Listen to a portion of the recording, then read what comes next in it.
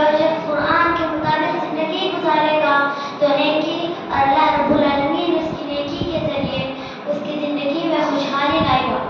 جو شخص قرآن کے خلاف زندگی گزارے گا تو گناہ اور گناہوں کے بہت برے اثرات زندگیوں میں ہوتے ہیں. ایسے ہی گناہوں میں سے ایک بہت بڑے گناہ کے بارے میں آج میں آپ لوگوں کے سامنے بات کرنے کی کوشش کر رہی ہوں اور اس گناہ کا نام ہے غیبت. سب سے پہلے ہمیں یہ جان لینا چاہیے کہ غیبت کسے کہتے ہیں. اللہ کے نبی محمد صلی اللہ علیہ وسلم نے صحابہ سے پوچھا اتدرون ما الغیبۃ، اے میرے صحابہ کیا تم جانتے ہو غیبت کسے کہتے ہیں؟ صحابہ نے کہا اللہ ورسولہ عالم، اللہ اور اس کے رسول بہتر جانتے ہیں. اللہ کے نبی محمد صلی اللہ علیہ وسلم نے فرمایا ذکر کا خیر بما یکرہ، کہ آپ اپنے مسلمان بھائی کا ذکر ایسے کیا کرو جسے وہ ناپسند کرتا ہو.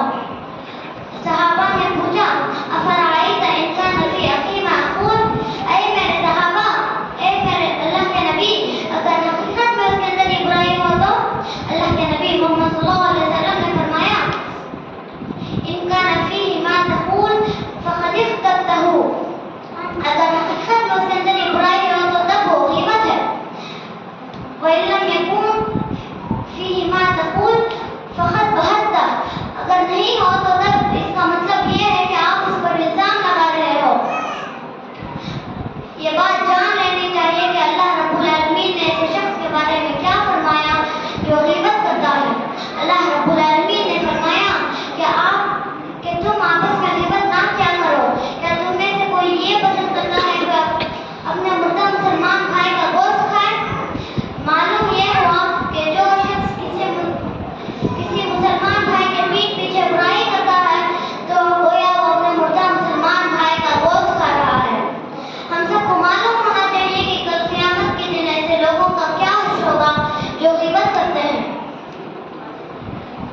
ایک لمبی حدیث، اللہ کے نبی محمد صلی اللہ علیہ وسلم نے فرمایا معراج کی رات میں نے ایسے انسان کو دیکھا جسے پیٹ کے بل لٹایا گیا تھا اور اس کے اوپر ایک فرشتہ کھڑا ہوا تھا جو اس کے سینے کو گدھی تک کھینچ رہا تھا اور اس کی زبان کو گدھی تک کھینچ رہا تھا، اس کے جبڑے کو گدھی تک کھینچ رہا تھا اور اس کی ناک کو گدھی تک کھینچ رہا تھا اور اس کی آنکھ کو گدھی تک کھینچ رہا تھا.